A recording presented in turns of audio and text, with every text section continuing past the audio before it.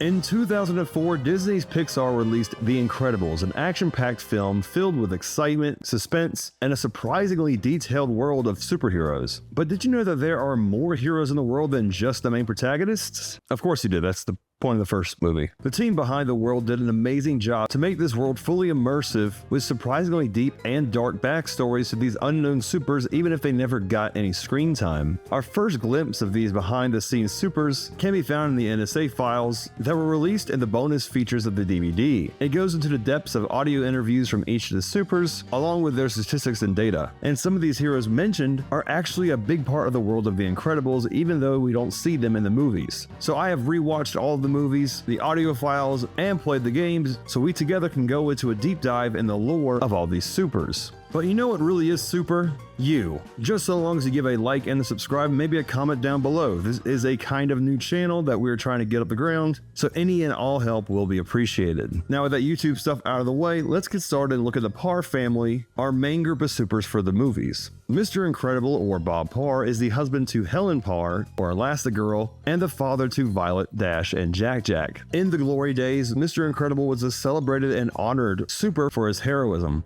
He has given the honor of Superhero of the Year by Life magazine and even given a Civil Medal of Honor. This was the peak of his career, and after the hero ban, like many supers, he had a hard time adjusting to civilian life, and for the rest of the movies, giving chase to this high that he once had before. In his NSA files, he is described as being easily distracted and unable to prioritize, but one of the things that he is committed to is his wife, and doing the right thing as a superhero duty. So much so that it makes it hard for him to clearly see the bigger picture. At times, he can be arrogant and prideful, wanting to relive glory days at the expense of his family's safety after the hero ban of the first movie, and his ego gets a big blow when Helen gets chosen to be the face of the superhero legalization campaign in the second movie. Never truly accepting the government's outlaw of superhero activities, Bob finds any and every loophole to get around this, just to get a fix on his superheroism, like listening to police scanners for criminal activity unbeknownst to his wife, so that he can help settle his intense need to protect the innocent and fight against his boring life in society. In the files, we are given a look into his powers and abilities. He has super strength, being able to lift up to 66 tons, and nearly invulnerability, showing he can withstand high amounts of physical trauma and even 100,000 volts of electricity, shown when he was fighting Syndrome. One of his lesser known and fun abilities is his heightened sense. This gives him powers to sense immediate danger around him and might actually be the cause to his strong sense of justice that he can't ignore. It also gives him the capability to notice threats people can't see, such as someone lurking in the shadows. Along with his powers, he is also above average in swimming, hand-to-hand combat, stealth, and strategy abilities that make him a pretty well-rounded super. But even though he is incredible, it doesn't mean that he is indestructible. He is noted to have a near invulnerability with a weakness to sharp objects, which, you know, being stabbed, I guess, is a weakness. And depending on the impact or intense force of something, he still will feel pain upon contact. Another nuance to his power is him having a hard time controlling his strength, and it gets him into trouble when it's unexpected, such as him denting a car or slamming a car door or crushing everyday objects. These slip-ups have caused him to be identified as a super, and is one of the reasons why him and his family had to relocate so many times in the superhero relocation program. But moving on to his better half, we have Elastigirl, or Helen Parr. In her glory days, she was very independence-driven, with a slight rebelliousness to her, often trying to break stereotypical molds of the super world that was mainly male-dominated. She was actually revealed to have had a mohawk and a motorcycle named Elasticycle before she met Mr. Incredible. Her strong, reliable, and go-getter attitude is what helps her get chosen to be the face of the Make Supers Legal campaign. The NSA files show her to be highly intelligent, with strong agility and endurance. She has the power of full-body elasticity. This means that she can stretch, deform, and expand or even compress her body into any shape or form that she can imagine. Because of the malleability and elasticity of her body, she has a high durability to physical injury. The way she can contort her body also gives her the upper hand in stealth operations, being able to shape herself and hide in any environment. She does, however, have limitations to her abilities. As shown in the second movie, she is weak to extremely high or low temperatures, causing her to melt or become brittle. She also has a limit to how far she can stretch, shown when she is trying to stop a new monorail system. The file also reveals that she refused leadership of a new superhero team called the Heroes Incorporated and has been labeled as a heartbreaker by being romantically pursued by many top superstars, as she prefers her freedom. Even though she was against settling down in her early years, she actually adapts well to civilian life after the hero ban. She becomes the face of the superhero legalization campaign, and this showcases her dependability and her newfound pride of being the face of the campaign. And next, we are going to look at the oldest child of the Parr family, Violet. Much like her powers, she tends to hide in the background from her peers and make herself invisible. She has a cautious nature, but shines when under pressure, which is showing her skills to find unique and experimental ways to solve problems. She is one of the characters that has the most growth throughout the franchise, with her starting out as a loner, awkward girl that avoids talking, action, and conflict into a confident, mature, and action-oriented girl. Violet has the ability to make herself invisible, wholly or partially, and just like her name implies, she has invisible qualities with ultraviolet rays that can't be seen to the human eye. This is only limited to herself, and besides the Edna supersuit, she can only change her body and not her clothes along with her. She can generate purple hue force fields around herself and others that are incredibly durable and can deflect heavy impacts. These force fields can also be used as weapons when focused at her hands to throw at enemies. Encasing objects or people with these force fields can also cause them to levitate and move at her will, but their weakness lies within the extreme blunt force and can be confined to tight and small spaces. As shown in her battle with Refulx, his molten vial could also corrode her force fields. But as she gets more experience with battling throughout her fights, you can see her getting a better handle at using her abilities and her force field manipulations. The eldest son of the Parr family, Parr, or Dashiell Robert Parr, is shown to be very overconfident and a bit of a show-off. He has a hard time hiding and not using his abilities, often using them to pull pranks on his teacher and give him the upper hand in many day-to-day situations. Much like his father, Dash believes that he should be proud of his powers and that there should be no reason to hide them at all. His biggest pushback is doing sports, which his mom sternly forbids due to it being an unfair advantage. Breaking down his powers, Dash possesses the ability of superhuman speed, being so fast that he can run over water, defy physics, and walk on ceilings and walls. This also gives him the advantage of stealth, making him nearly invisible to the human eye and almost impossible to catch on camera, much to Mr. Crop's dismay. His reflexes are insane, giving him super agility and more momentum in his combat abilities. Even though he has the speed to land multiple impacts while fighting, the speed doesn't seem to affect his strength when it comes to doing damage. After all, he is just a kid. Dash is eventually allowed to join the sports team and learns not to be impulsive and egotistical with his abilities and continues to grow as a super. Jack, real name John Jackson Parr, is the baby of the family, and as his name suggests, he is a jack of all trades, having multiple super abilities. Bob states that he has 17 known powers that he knew of and becomes a handful to control and takes him to Edna. She is fascinated to see his abilities and tells Bob he is a polymorph, which is not unknown for supers as babies to have many abilities. It is also unknown if he will eventually lose some of these abilities as he gets older though. The only other super that kept multiple powers is Metaman, which we will touch upon later. Looking through his abilities, he has a whopping 22 known in the franchise.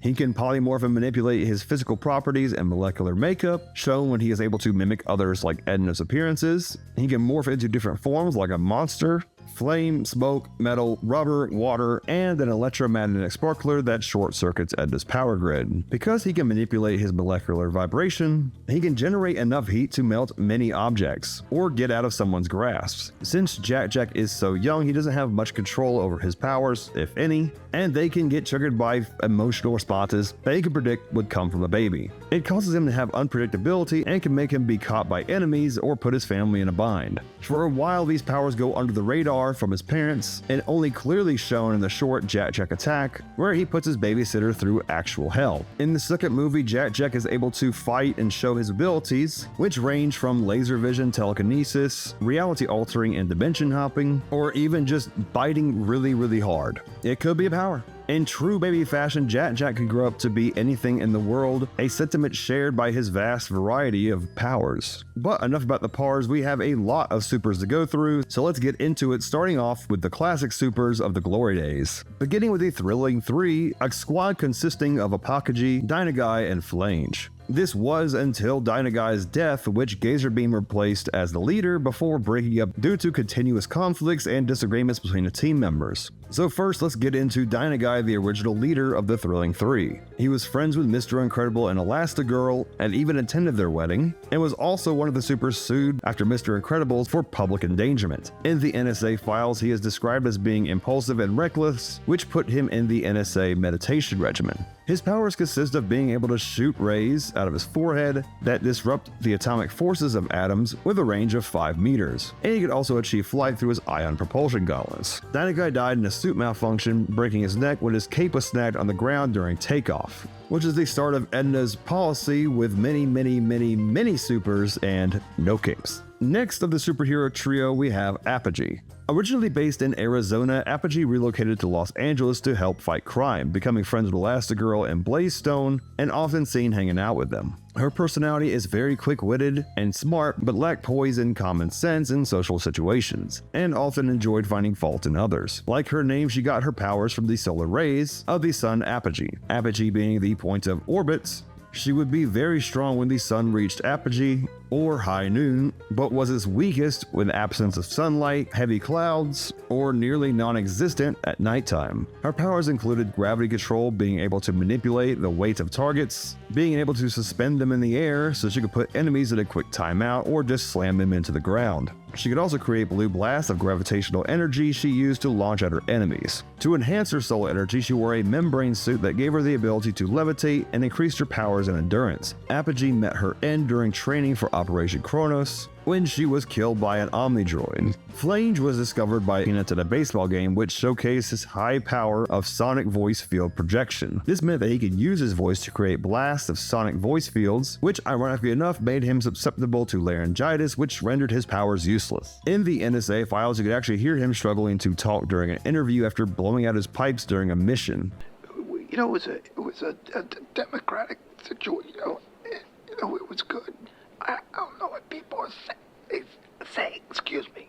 He was considered the grunt of the group and drove around using the motorcycle called the Thrilling Three Chopper. He never really was embraced by the public or fit in with other supers, even Mr. Incredible poking fun at him for trying to create a signature yodel instead of a catchphrase, and for the way his supersuit looked. He always struggled with his public image, but after being forced to go into retirement and hiding, Phylange fiddling found himself as an opera singer. He was described as having a selfish attitude that demanded respect but never truly earned it, which didn't help his negative public image or being able to work with supers. In the files, he states that he quit the Thrilling Three due to his perception of how the team became the Gazerbeam's gang, and during his interview, he stated that it was a democratic decision and he had no ill will towards Gazerbeam. And speaking of Gazerbeam, this super was a part of 2 different teams, being a part of the Thrilling Three and the Phantasmics. He had the ability to shoot laser beams from his eyes that could cut through solid steel, and his helmet helped him control and intensify his lasers through the Vision's intense lenses. Despite his monotone voice and dry humor, he was actually highly intelligent and skilled at hacking computers and security systems, only being second to Apogee.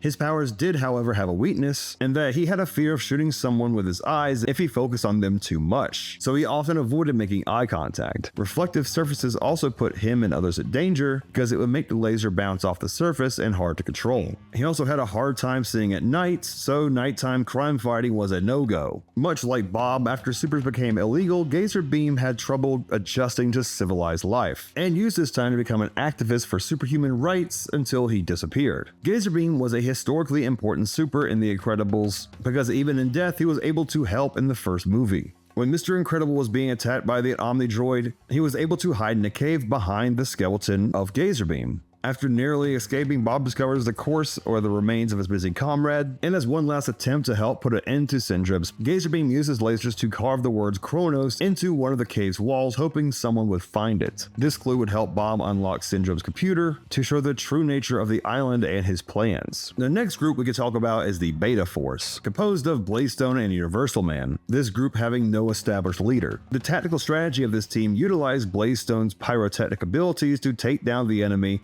after Universal Man drew them out in a confused and panicked state. Blazdone is a sassy, fast-talking super that could manipulate fire, had extreme heat resistance, the ability to discharge pyrotechnic energy from her hands, and by manipulating the air around her could ride the heat air and give her the ability to fly, which I feel is a stretch. Her fiery personality gained the attention and actually got her recruited to the NSA, but ended up becoming more troublesome early on when she got arrested shortly after recruitment. This made her undergo tight monitoring to make sure she could perform under the NSA's guidelines. And word of the street is she actually is a former girlfriend to Frozone, but due to their hot and cold relationship, they eventually broke up. Universal Man was devoted to being a super, so much so he personally took offense when asked about what was under his mask, making anything in his personal life outside of being a super touchy and extremely tied to his low self-esteem. He was nearly indestructible, being able to transform his molecular density in different ways, like being gaseous to basically being a black hole. His only weakness was ultra high density transformations that created an uncontrollable gravitational nexus, whatever that means. He also fly by changing his molecular density to be lighter than air. I feel like controlling this power was probably one of the most difficult ones out of the bunch. But I do feel like this is a good spot to talk about Downburst as well. Even though he was not a part of the Beta Force, I think it is a good spot for him based on the fact that he was interested in Blazdone. These feelings didn't go anywhere, though he and Frozone had quite the rivalry over her. Downburst was actually a doctor, but ended up opting for the hero's life, as he thought it was more appreciated and glamorous. As a hero, his powers included atomic manipulation, regeneration, and teleporting via atomic portals, though this wasn't enough to save him from the Omnidroids. And getting into a lot of these powers, Syndrome really outdone himself with countering all these abilities. But love triangles aside, next up is the Phantasmics, a group that Gazerbeam was a part of back in the day. The Phantasmics were made up of himself, Everseer, Macroburst, Plasmabolt, and Psycwave. This group operated out of a base they called New Atlantis and handled international level threats. Unfortunately, at least 3 of the 4 members were killed via Omnidroids. The group was led by the total germaphobe Everseer. He was so afraid of germs that he never even got married, and he hated when things were disorganized to an obsessive degree. Everseer's powers included telepathy and clairvoyance, as well as micro and telescopic vision. These abilities allowed him to fight from a distance, so he rarely ever made contact with others. This is probably why he has so much OCD, because he can see the germs that we can't see. It's like that one episode of Invader Zim where you can just see all the germs everywhere. His day job was posing as a psychiatrist, a career he shared with Psycwave, and with his powers it sounds like he would have no trouble getting into your head. At some point during the rise of the Phantasmics, he took Macroburst on as his sidekick, who was at that point referred to as just the Kid. But speaking of Macroburst, the sidekick turned super, he was typically responsible for transporting the Phantasmics with his aerokinetic flight and wind generation. He was the first super to take down an Omnidroid VX1 during training, but that didn't stop him from dying at the hands of his successor, VX2. But even while Everseer was obsessed with keeping things organized, Macroburst was more obsessed with keeping his hair tidy, and also was extremely claustrophobic. The third member of the Phantasmics is Plasmabolt, the tactical mastermind of the group. Her primary powers included flight, plasma waves transferred through her antennae on her suit, and these plasma waves even interfering with her recording in the NSA files. Audio file for Plasmabolt erased inadvertently due to Plasmabolt's electromagnetic aura. Scheduled to re-record. Plasmabolt thrived in the outdoors and even posed as a forest ranger in her day-to-day life. She is one of the only members of the Phantasmics that originally survived the Omnidroids, and if she is still alive and active somewhere, her whereabouts and public knowledge is unknown. And the final member of the Phantasmics is Psycwave. And along being a psychologist with Everseer, Plasmabolt had her own quirks, mainly falling under the paranoia umbrella. She had to quit her job because she couldn't stand the fact that her clients couldn't solve their problems, which I feel makes for a bad psychiatrist. Her powers include mental force wave generation, temporary mental paralysis, body possession, psychic foresight, thought control, and telekinesis, which I think makes her a good psychiatrist, though she prides herself on not using these powers to harm innocent people. Well, except for mind controlling guys she wanted to date and making them break up with their girlfriends, which I think makes her a bad person? Now with the main groups out of the way, we've often mentioned a few supers that lost their lives to Omnidroids, and they weren't the only ones. For example, Vectress, Tradewind, Blitzman all faced deaths by the hands or claws of Omnidroids, But unfortunately, not much else is known about these three, although we do know that Vectress's powers were subsonic, Tradewind's were elemental, most likely weather-based, and Blitzerman's were locomotion and molecular density manipulation, whatever that means. X-Ray Vision is a hero we see on paper for a second, who was being called out for being a peeping Tom. We can assume that this was just propaganda, but you never know. There are also some one-off supers that we hear about in passing, the countless heroes that temporarily lost their powers to Baron Von Ruthless, like Junior Sidekick, Captain Capitalist, and Hypersonic. Hypersonic is also mentioned but never shown, and this is in the comics when Violet is asking about powers that she saw in her school. Bob says that he knew a retired war veteran who used his sonic powers to do things like make blasts, hear things from far away, or even throw your voice. But Hypersonic isn't the only older super. We have Nimble Jack. They were also a war veteran who fought and taught Mr. Incredible the basics of superheroism. His powers include super reflexes and agility, and much like the name suggests, he is quite nimble, a trait he was not able to pass along to Bob. Another senior super is Refulx, who spits lava, which sounds disgusting and horrible, because it is. While this may sound powerful, his age does catch up to him, and he is prone to motion sickness and to getting tired pretty easily. Sticking to scorching powers, we have Fironic, which likely has powers in the fire generation vein. We can only assume that he is immune to heat and flames as well. And moving on to hot and cold, the next super is one we all know and love, and that is Frozone, or Lucius Best. Being a close friend to the Parr family, he takes them in when the superhero relocation program fails them, or Bob fails them, and was even the best man at Bob and Helen's wedding. As mentioned earlier, before the superhero ban, Frozone and Blazestone were actually an item, but obviously not anymore. Frozone was originally who Syndrome had targeted before he settled his eyes on Mr. Incredible, and with his powers obviously being on the chilly side, and was able to generate ice and freeze liquids, providing he had enough moisture to do so, as well as having your usual enhanced strength, agility, and intelligence that comes with being a super. There is another super with water-related powers, and that is Splashdown. Splashdown's day job was an ocean photographer, and he was completely obsessed with his search for Atlantis. Unfortunately, before he could find it, Splashdown got sucked into a water vortex by his cape and presumed dead, though his powers did include breathing underwater, which gave him some hope of surviving. He can swim incredibly fast, talk to aquatic life forms, and manipulate the water as he pleased. But let's follow the water cycle up to the clouds and talk about Thunderhead and He-Lectrix. Thunderhead is another super that suffered a cape-related malfunction, but before that he was the father of 5 adopted children, which he shared with his roommate Scott, which, being made in the early 2000s, take that implied as you will. His powers included the ability to manifest and manipulate thunderstorms so long as it was cloudy enough. He could also fly and was incredibly strong and sturdy. He-Lectrix is more of a recent superhero, and his day job included songwriting and playing guitar in a cover band, so probably worked retail on the side more. He is able to create electricity that he could shoot from his fingertips, although this power has a few drawbacks, namely water and non-conductive materials. But a super that is equally as shocking is Hypershock. He specializes in seismic shock waves instead of electrical ones, and he is able to generate up to level 6 earthquakes with his fists. This being paired with his anger issues are equally catastrophic. Gamma Jack was friends with Apogee back in the day, and was easily recognized by his iconic hair and good looks, which made him very popular with his fans. This attention did go to his head a little, and Gamma Jack was a bit of a jerk about it. He would prioritize saving attractive women in emergencies and believe that supers were superior to normal citizens. His powers included blasts of radiation to use to fight and fly. His powers could eviscerate something on a bad day and severely burn it on a good one. Sticking with these scientific powers, Stormicide is a chemistry graduate whose powers include sonic imaging and vapor absorption. This allowed her to do things like put out fires by taking oxygen out of them, or producing an anesthetic, corrosive, or other offensive gases to aid her in a fight. And moving down from university to high school, next up is Strarogale. Even in day-to-day life, she would volunteer regularly and cared very deeply for animals, specifically birds. Her powers reflects this, as she is able to talk to birds and fly at supersonic speeds. Unfortunately, her cape got her into trouble and she died due to a wardrobe malfunction.